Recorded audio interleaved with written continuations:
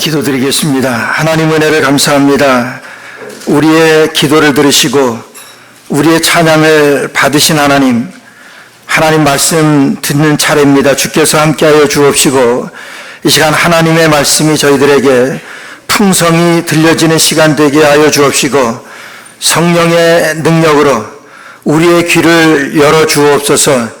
예수님의 이름으로 간절히 기도드리옵나이다. 아멘. 우리 요즘 가끔 플러싱에 나가보면은 길거리에서 전도하는 중국 사람들 많이 보게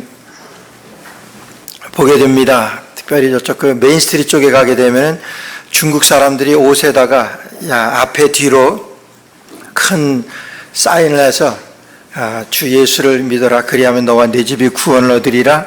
이 글과 함께 열심히 전하는 아주 찬송도 하고 그런 것을 여러분 많이 보셨을 겁니다. 근데 그런 걸 볼 때마다 좀 그런 생각이 들어요. 저렇게까지 해야 되나?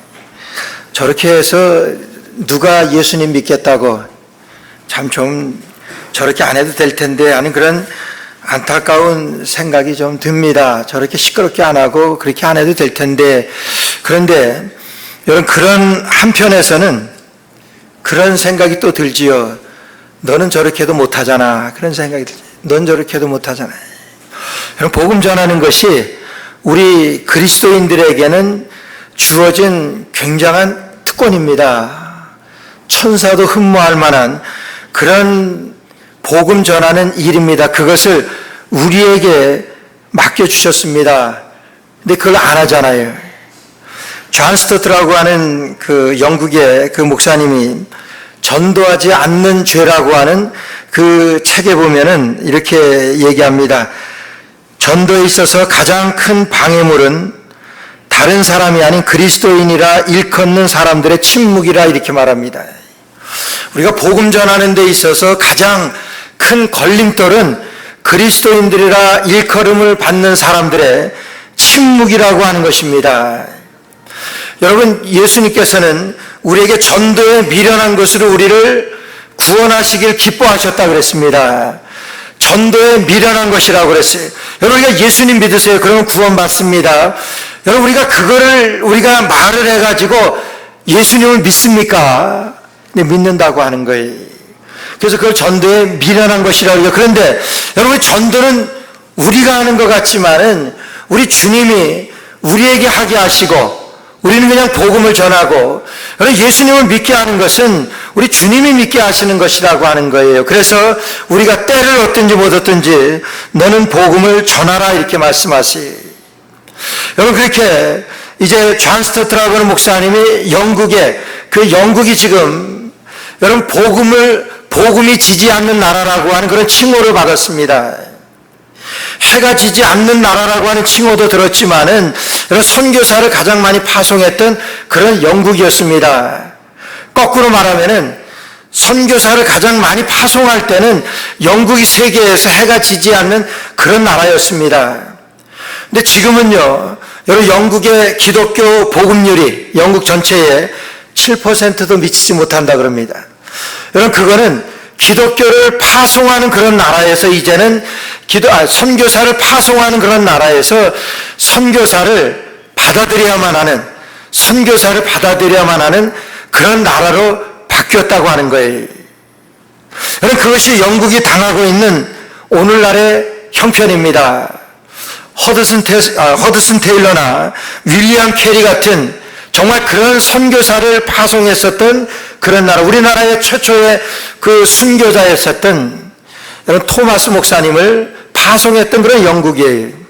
근데 그런 영국이 지금은 그런 많은 교회들을 술집이나 이런 모슬렘 사원에 팔아넘기는 그런 형편이 되어져 있는 7%밖에 기독교 복음률이 있어지지 못하는 그런 나라로 전락하게 되어진 여러분 그런 영국이 되었다고 그래요.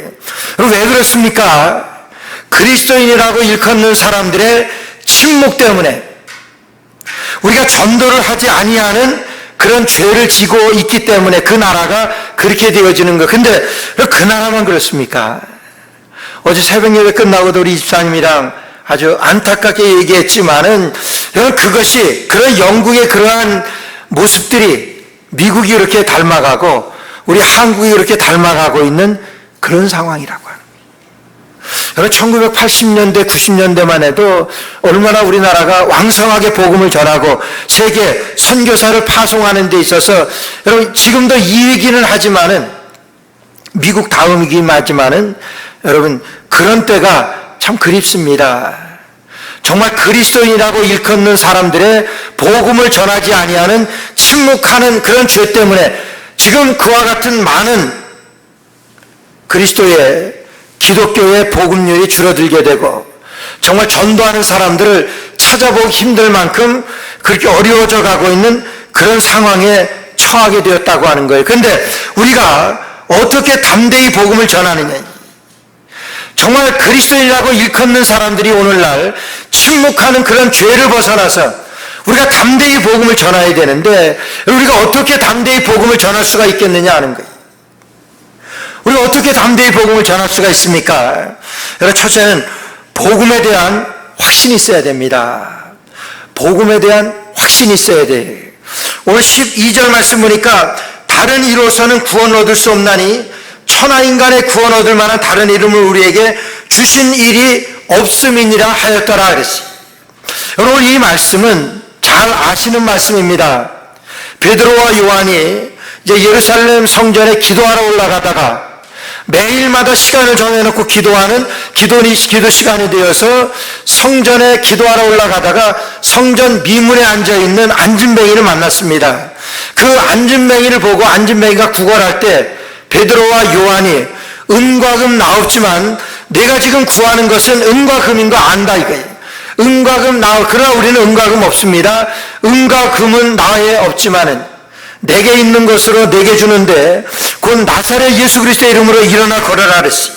여러분 40여 년 동안이나 안진뱅이로 살아가고 있던 이 안진뱅이 이 사람이 어느 날 갑자기 베드로와 요한이 은과 금 나옵지만은 내게 있는 것으로 내게 주는데 곧 나사렛 예수 그리스도의 이름으로 일어나 걸으라고 여러분 전도하는 겁니다. 나사렛 예수 그리스도의 이름으로 일어나 걸으라 할 때 그가 일어나 걷기도 하고 뛰기도 했다고 그랬어요. 그러면서 그런 기적의 역사가 일어나니까 여러분 이 유대교에서 큰일 났습니다. 예수 그리스도의 이름으로 안진뱅이가 일어나고 이런 기적의 역사가 나타나는 것을 보게 될 때 어떻게 해서든지 이것을 막아야 되는데 그래서 그들을 막기 시작합니다. 어떻게 해서든지 그래서 18절 말씀 보니까 베드로와 그들이 불러 경계하여 도무지 예수의 이름으로 말하지도 말고 가르치지도 말라고 위협을 합니다. 예수의 이름으로 말하지도 말고 가르치지도 말라고 전도하지 말라고 이렇게 위협을 합니다. 그때 베드로와 요한이 이렇게 말하지요. 대답하여 가로되 하나님 앞에서 너희 말 듣는 것하고 하나님의 말씀 듣는 것하고 무엇이 더 중요한가 너희들 한번 생각해봐라.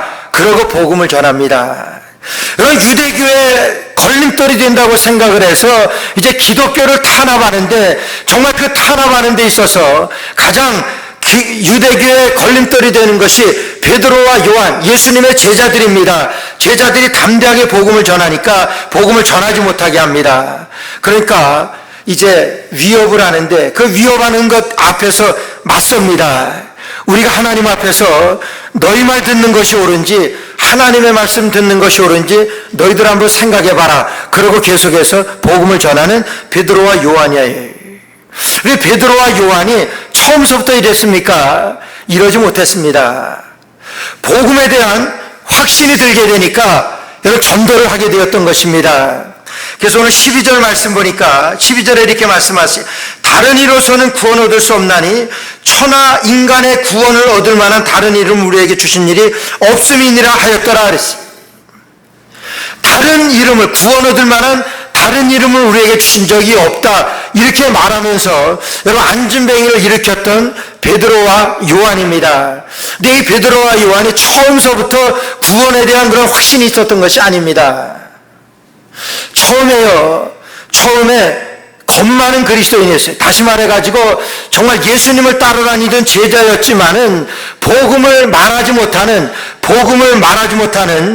침묵하는 그리스도인이라는 그런 이름을 받을 수밖에 없었던 그런 제자들이었어요. 그런 겁쟁이들이었습니다. 마가복음 14장 50절 말씀에 보면 얼마나 비겁한 사람이었는지 잘 나옵니다.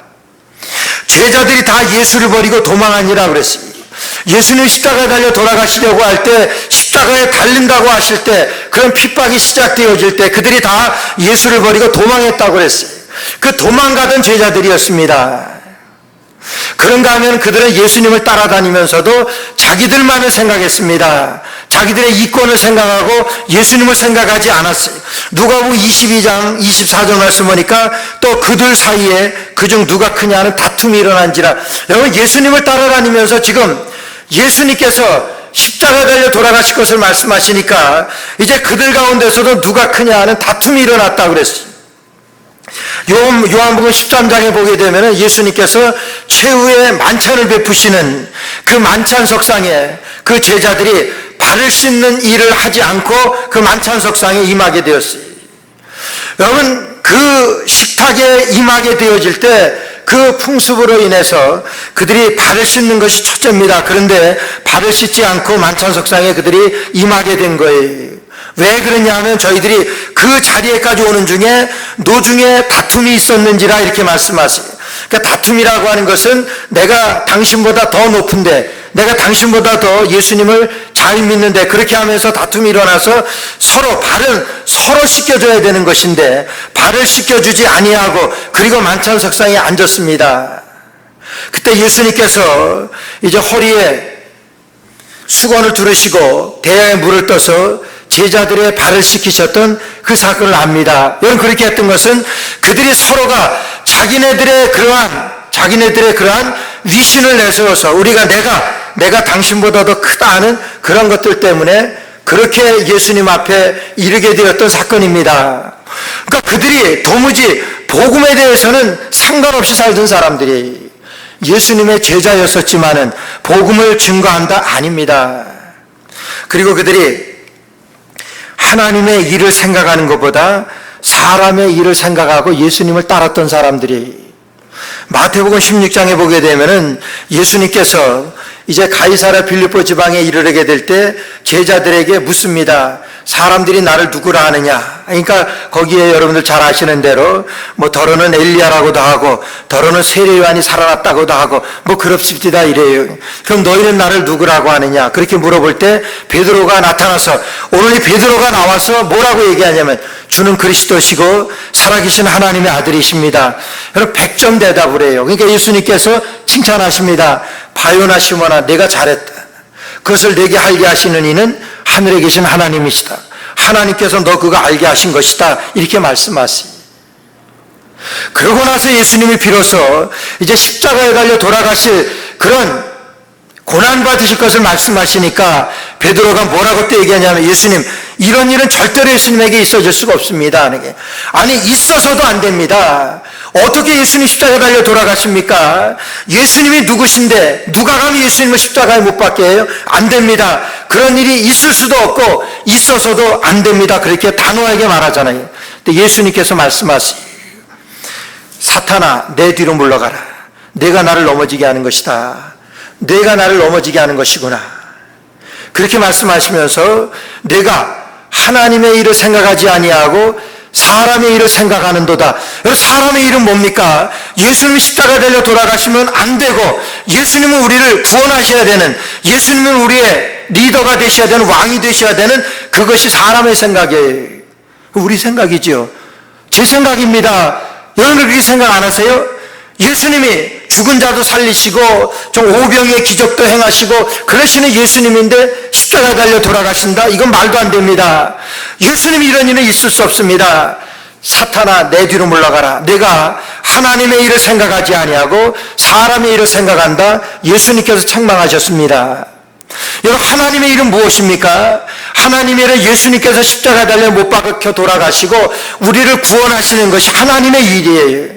근데 베드로는 거기서 하나님의 일을 생각하지 아니하고 사람의 일을 생각합니다. 여러분, 그러다가 예수님이 십자가에 못 박혀 돌아가시게 될 때 제자들이 다 예수를 버리고 도망했다고 그랬어요. 여러분, 도망한 베드로입니다. 여러분, 이런 사람들이 어떻게 복음을 전합니까? 복음을 피해서 도망갔는데, 예수님을 피해서 예수님 십자가 달려 돌아갔으니까 다 버리고 도망했는데 이 사람들이 어떻게 복음을 전합니까? 그러면서 사람의 일을 생각하는 이 사람들인데, 오늘 우리와 같이 사람의 일을 생각하는 저희들인데, 여러분, 우리가 어떻게 복음을 전합니까? 여러분, 복음을 전하세요? 저 복음 전하는 것 거의 못 봐요. 사람이 태어나서 복음을 한 번도 전하지 못하고 죽는 사람들이 85%가 넘는다 그럽니다.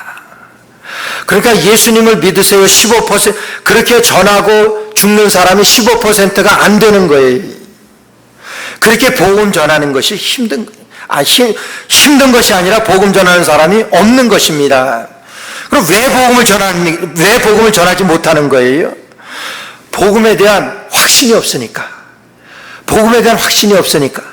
오늘 제자들도 이 복음에 대한 확신이 없으니까 복음을 못 전했습니다. 근데 오늘 여기 보니까, 여러분, 다른 이로는 구원을 얻을 수 없나니 복음 외에는 천하의 인간의 구원 얻을 만한 다른 이름을 우리에게 주신 일이 없다고 복음에 대한 확신이 생겼습니다. 그러니까 복음을 전하는 거예요. 구원에 대한 확신이 없으면 복음 전하지 못해요. 누가 뭐라 해도, 어떤 상황이라도 여러분 구원에 대한 확신이 있으면요, 여러분 복음을 전합니다. 구원에 대한 확신이 부족한 거예요.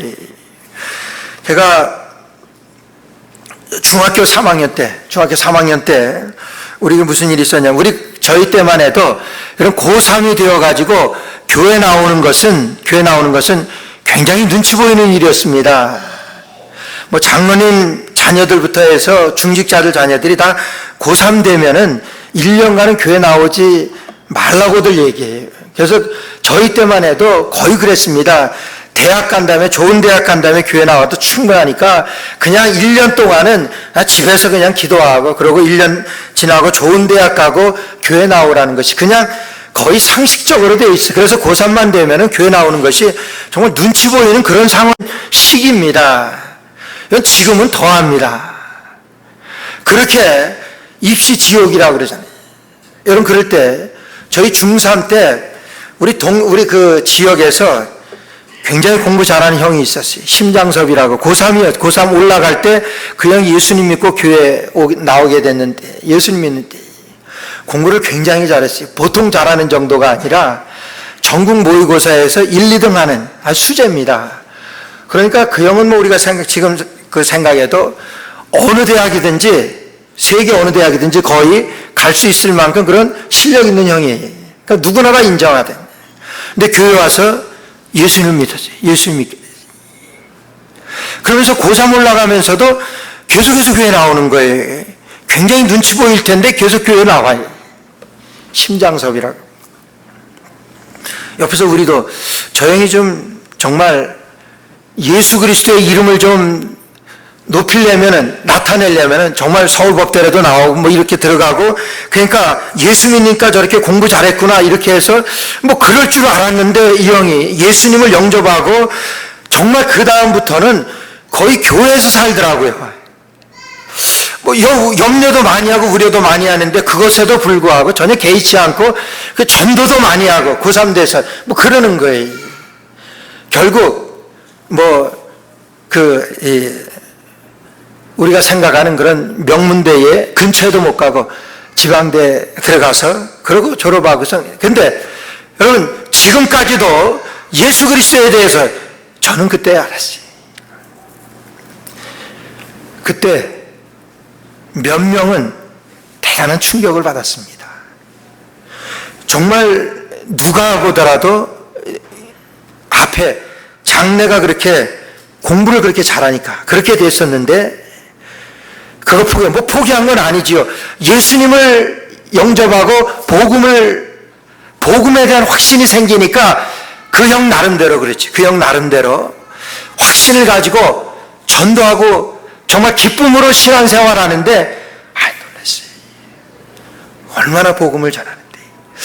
저는 그때 그걸 생각했습니다.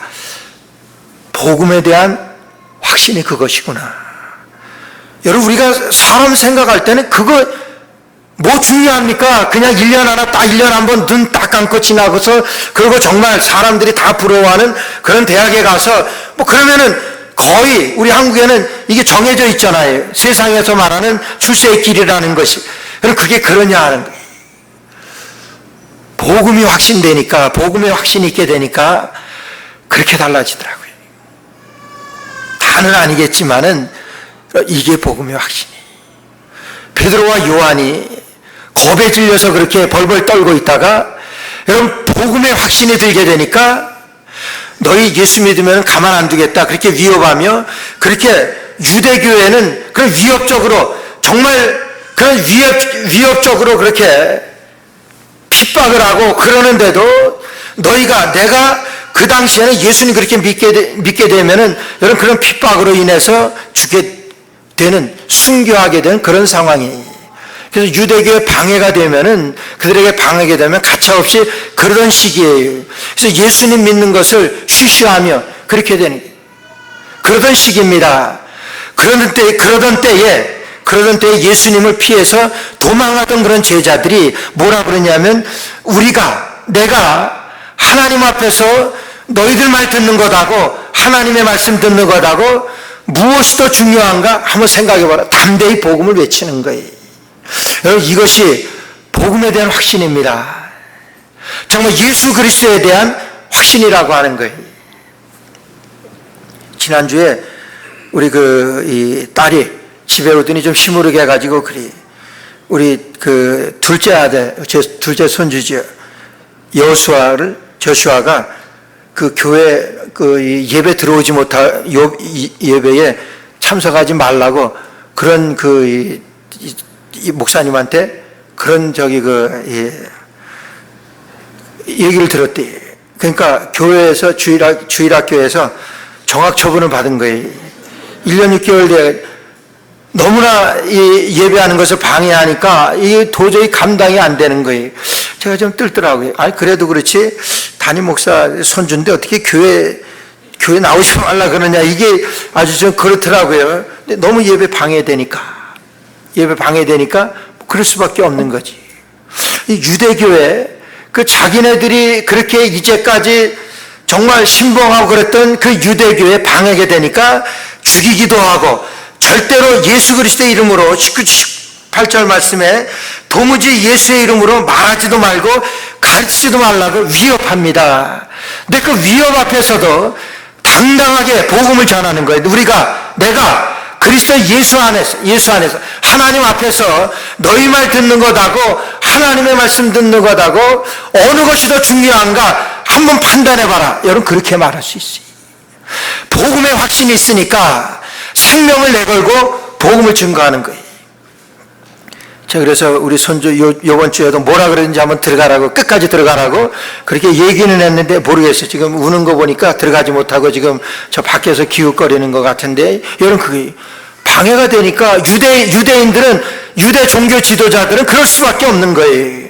그러나 그 가운데도 이 베드로는, 이 요한은 하나님 앞에서 너희 말 듣는 것이 옳은지 하나님의 말씀 듣는 것이 옳은지 한번 판단해봐라. 그러고 계속해서 복음을 전하는 거예요. 어떻게 해서 이럴 수 있습니까? 여러분, 복음의 확신이 있으니까.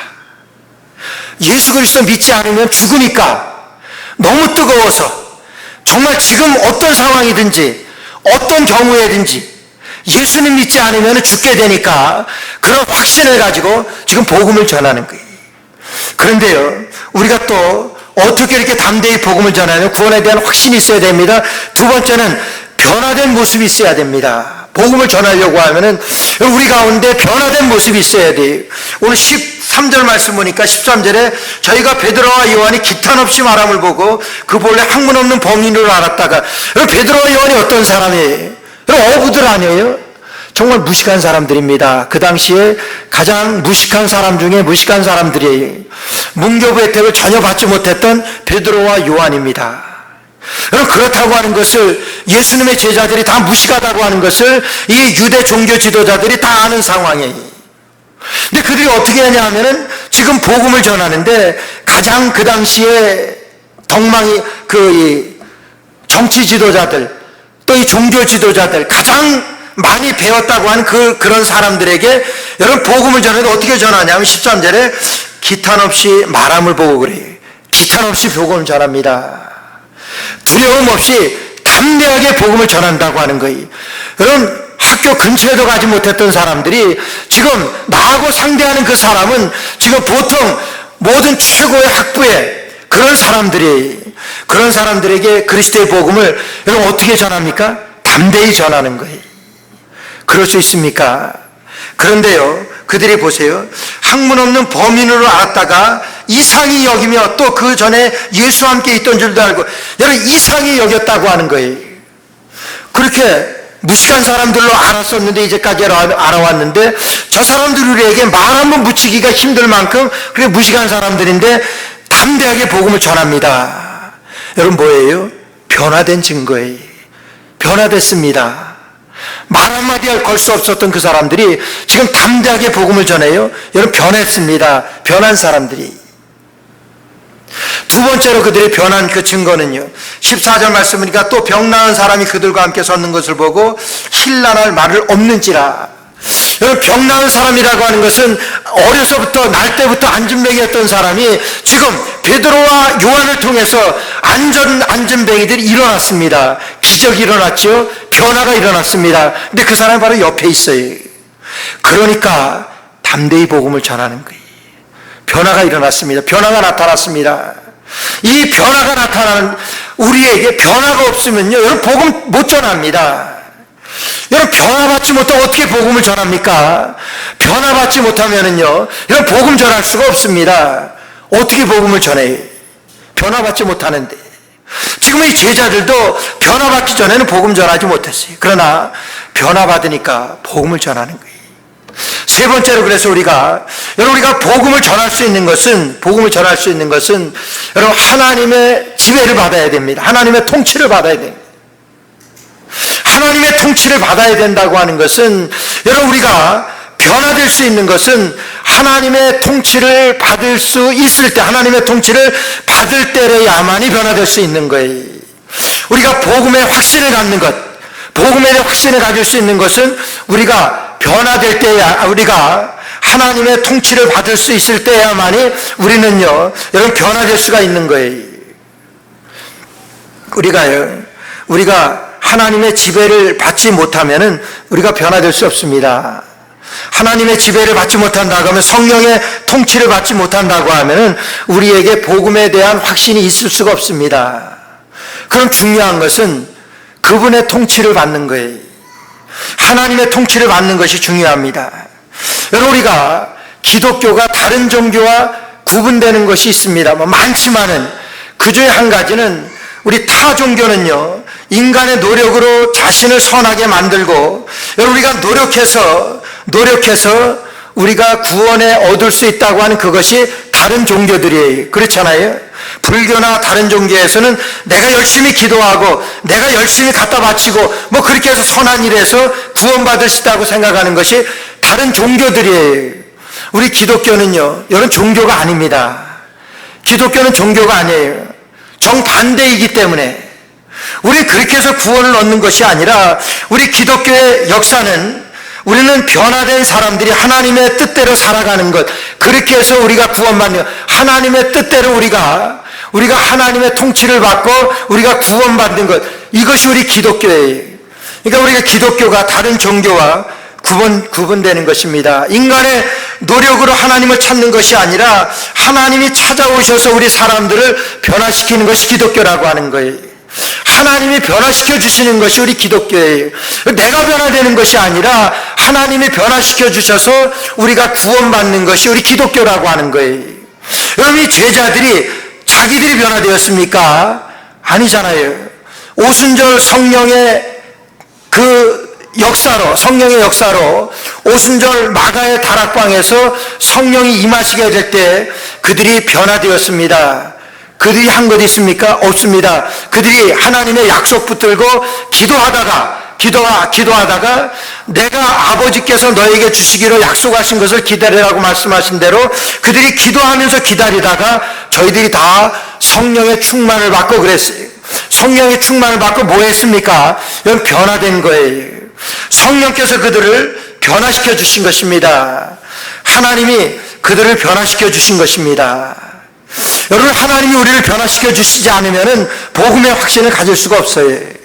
하나님이 우리를 변화시켜 주시지 않으면 우리는 구원의 확신이 있을 수가 없습니다. 우리 성령께서 우리를 변화시켜 주시지 아니하시면은 여러분 우리는 변화될 수가 없다고 하는 거예요.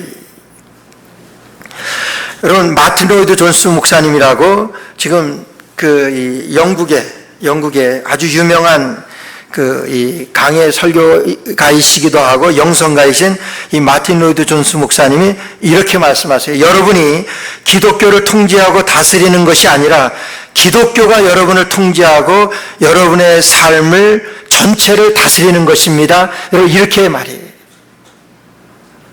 이 말씀은 기독교를 통제하고 다스리는 것이 아니라 기독교가 그것은 그리스도가를 말합니다. 여러분이 우리 기독교를 통제하고 다스리고 믿는 것이 아니라 예수 그리스도가 여러분을 통제하고 여러분의 삶 전체를 다스리는 것입니다. 여러분 이렇게 말합니다. 그리고 이렇게 마틴 로이드 존스 목사님이 이렇게 합니다. 기독교를 검토를 해보고 설교를 듣고 성경 공부를 들어본 후에야 최종적으로 기독교를 취하기로 결심함으로 그리스도인이 된다고 생각하는 사람들이 많이 있습니다. 우리가 성경 공부를 하고 설교를 듣고 또 기독교를 우리가 검토를 해보고 이렇게 해서 내가 기독교인이 된다고 이렇게 생각하는 사람들이 많이 있습니다. 아니 거의 다지요. 그렇죠? 근데 뭐라고 말씀하시냐면은 그러나 그런 사람들은 십중팔구 자신들의 삶 대부분의 영역과 일상생활에서 기독교를 잊고 지내기 마련입니다. 여러분 그렇게 생각하는 사람들은 내가 설교 듣고 공부해서 내가 예수님을 만나고 내가 그렇게 해가지고 내가 지금 그리스도인이 되었습니다. 이렇게 생각하는 사람들은 십중팔구는 열이면 여덟 아홉은 그들의 삶 가운데서 거의 그리스도를 잊고 살아갑니다. 여러분 이렇게 말해요. 거의 그리스도를 잊고 살아갑니다. 그러다가 일요일이 되면 종교적인 관심에 집중해야 할 날이 왔다고 생각하고 교회에 나와서 그런 종교적인 행동을 합니다. 이렇게 말해요. 여러분 맞잖아요. 딱 우리 아닙니까? 설교 열심히 듣고 성경 공부 열심히 해서 그렇게 해서 정말 기독교를 검토해보고 다른 종교하고 이렇게 진단해보고 기독교가 더 낫구나 이렇게 생각해서 그리스도인이 되었다고 하는 사람들 거의 한 주간에 그리스도를 모르고 그리스도와는 상관없이 살아가고 있는 그런 사람들입니다. 여러분 제 얘기가 아니고 마틴 로이드 존스 목사님이 그래서 그렇게 말씀하십니다. 그런 사람들은 거의 한 주간에 그리스도를 잊고 살아갑니다. 그러다가 주일을 당하게 되면 일요일을 만나게 되면은 그저 교회 나오는 그런 종교 생활에 젖어서 살아가는 사람들입니다. 여러분 이렇게 말합니다. 우리 아닙니까? 무슨 말씀이에요? 주님 물과 성령으로 거듭나지 아니하면 니고데모가 예수님을 찾아와서 물과 성령으로 거듭나지 아니하면 하나님 나라를 볼 수 없다고 말씀하셨어요. 니고데모가 누굽니까? 사내들인 공회원이 유대교에서 아주 명망이 있었던 그런 사람이 구원에 대한 목마름으로 예수님을 찾아왔을 때 예수님께서는 물과 성령으로 거듭나지 아니하면 물과 성령으로 변화되지 아니하면 너는 하나님 나라 갈 수 없어. 그 말씀이 오늘 그 말씀은 우리에게도 동일하게 적용됩니다. 물과 성령으로 거듭나지 않으면 여러분 천국 못 가요. 그게 맞는 말이에요. 아무리 설교 듣고 아무리 성경 공부하고 그래서 내가 검토하고 주일날 교회에 와서 내가 교회에 헌신한다면 이것으로 구원받을 수 없는 말씀을 하시는 거예요. 물과 성령으로 거듭나야 될지라고 예수님께서 딱 못 박아 놓으신 거예요. 물과 성령으로 거듭나지 않으면 하나님 나라를 볼 수 없다고 말씀하세요. 거듭나는 것입니다. 변화받는 것이에요. 그것은 성령께서 하시는 일이 내가 변화되는 것이 아니라 우리 주님께서 우리를 변화주시는 것. 여러분 사울도 그랬잖아요. 바울도 그랬잖아요. 바울이 자기가 변화됐어요. 그가 예수 믿는 사람들 핍박하러 다닐 때에 다 다메섹에서 그가 예수님을 믿는 사람들을 죽이러 가는 그 상황에서 예수님께서 그를 만나가지고 예수님께서 그를 변화시켜 주셨잖아요. 바울만 그렇습니까? 성경에 나오는 모든 사람들, 여러분 모세 그렇잖아요. 하나님의 모세에게 나타나신 거예요. 모든 믿음의 사람들 그리스도께서 변화시켜 주셨고 그리스도께서 여러분 바꿔주신 사람들이에요. 그래서 우리 유년부 어렸을 때 그런 찬송들 많이 했잖아요. 예수님이 말씀하시면 그 물이 변하여 포도주 됐네 그거 있잖아요. 예수님이 말씀하시면 물이 변하여 포도주 됐네. 예수님 변화시켜 주소서. 끝이 그래요. 예수님 변화시켜 주소서. 아주 복음적인 찬양입니다. 예수님 변화시켜 주소서. 예수님께서도 여러분 그걸 위해서 기도하라 그러셨잖아요. 구하라 주실 것이고 찾으라 찾을 것이고 문을 두드리라 열릴 것이라 그랬어요. 너희가 악할지라도 자식에게 좋은 것을 줄 알거든 하물며 하늘에 계신 하나님께서 너희들에게 성령을 주시지 않겠느냐. 근데 왜 못 받습니까? 왜 성령을 우리가 충만하게 되어서 왜 변화되지 못하느냐 하는 거예요. 그거 기도하지 않잖아요. 우리에게 성령을 충만하게 하시 성령 주셨어요. 하나님 나를 바꿔주십시오. 여러분 하나님 아니시면 우리 바뀜 없습니다. 하나님 아니시면 우리가 아무리 주일날 교회 나오고 우리가 봉사하고 아닙니다. 우리 주님께서 우리를 바꿔주신데 우리 주님께서는 바꿔주시겠다고 구하는 자에게 너희들 악하지 않느냐? 여러분 우리 악하지요. 그렇잖아요. 너희가 악할지라도 자식에게 좋은 것을 줄 알거든 너희들이 하나님께 구하면 하나님께서 주시겠다고 약속하셨어요. 그 구하는 것을 받은 사람들이 변화돼서 중생에서 구원의 확신을 가지고 복음을 전하는 것입니다. 그래서 오늘도 우리 주님께서는 우리에게 복음을 전하라고 말씀하시고 말씀하시기에 앞서서 이 베드로와 요한이 변화되고 중생하고 바뀌어져서 복음을 전한 이 소식을 우리에게 주시면서 이 베드로와 요한같이 변화되어 그리스도의 복음을 전하라고 말씀하십니다. 여러분 전하지 않으면 들을 수가 없습니다. 우리 이제 에콰도르에 가서도 복음을 전하는데 가게 되면요 여러분 받습니다. 얻습니다. 하나님의 사람들 하나님께서 약속하신 사람들을 여러분 만나게 되어 있어요. 어디를 가요? 왜요? 주님께서 만나게 해주시니까 주님께서 바꾸어 주시니까 주님께서 명령한 것이니까 그렇게 해주십니다. 여러분 이 시대에 베드로와 요한이 복음을 전하지 않았다면 여기에 위협에 쌓여가지고 복음을 전하지 않았다면 오늘 우리에게 복음이 증거되었겠습니까? 우리 초창기 우리 선교사들이 우리나라에 와서 생명 내걸고 복음을 전하지 않았다면 우리가 복음을 받았겠습니까? 오늘 우리에게도 그 복음을 전하라고 우리 주님 말씀하시는 거예요. 마지막으로 1907년 9월에 미국 서든 메소디스트 남감리교회 여자 외국 선교부에서 파송을 받고 우리 조선 땅에 와서 23살 나이에 여자입니다. 23살 나이에 불과 8개월 한국에 와서 조선에 와서 복음을 전하다가 순교한 루비 캐들릭이라고 하는 오늘 목회 편지에 제가 썼습니다마는 여러분 안 읽잖아요. 그래서 제가 그분이 마지막 그 부모님께 그분이 유명한 말을 남겼습니다. 내 생명이 1000개라면 내 생명이 1000개라도 나는 그 모두를 조선해 드리겠습니다. 여러분 그렇게 우리나라를 사랑해서 24살 나이에 여러분들 따님 나이잖아요. 여러분 손녀 나이잖아요. 24살에 우리나라에 와서 8개월간 복음을 전하다가 순교당한 여인이 그가 마지막으로 그 부모님에게 썼던 편지입니다. 그래서 제가 끝까지 읽을지 모르겠지만 사랑하는 아버지 어머님 이곳 조선 땅에 오기 전 집들에 심었던 꽃들이 활짝 피었다는 소식을 들었을 때 하루 종일 집 생각만 했습니다. 욕심쟁이 수지가 그 씨앗을 받아 동네 사람들에게 나누어 주었다니 너무나 대견스럽군요. 아마 내년 봄이 되면 온통 우리 동네는 내가 심은 노란 꽃으로 덮여 있겠군요. 아버지, 어머니, 이곳 조선 땅은 참으로 아름다운 곳입니다. 모두들 하나님을 닮은 사람들 같습니다.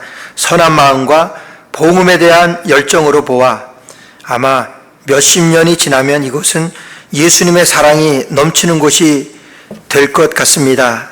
저는 복음을 듣기 위해 20km를 맨발로 걸어오는 어린아이들을 보았을 때 그들 안에 있는 하나님의 사랑 때문에 오히려 위로를 받습니다. 그러나 한편에서는 탄압이 점점 심해지고 있습니다.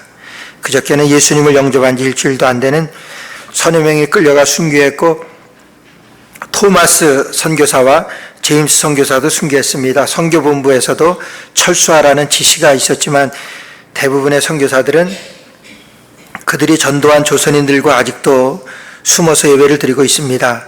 그들은 모두 순교를 할 작정인가 봅니다. 오늘 밤은 유난히도 고향으로 돌아가고 싶습니다. 외국인을 죽이고 기독교를 증오한다는 소문 때문에 부두에서 저를 끝까지 말리셨던 어머니 얼굴이 자꾸 제 눈에 어립니다.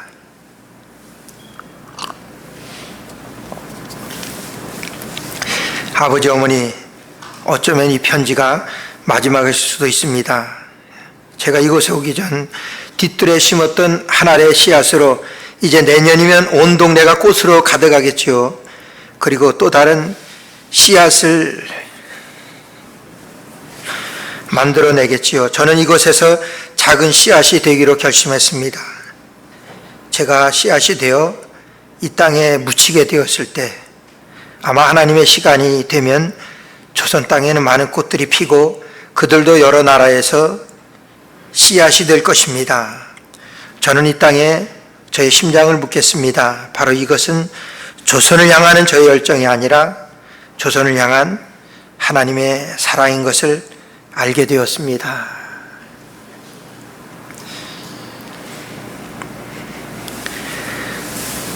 우리 하나님이 우리를 사랑하셔서 우리 나라를 사랑하셔서 이런 선교사의 순교의 피후에 세워진 나라가 우리나라입니다. 이제는 각 나라에서 여러분 이 선교의 빚을 갚을 때가 됐다니.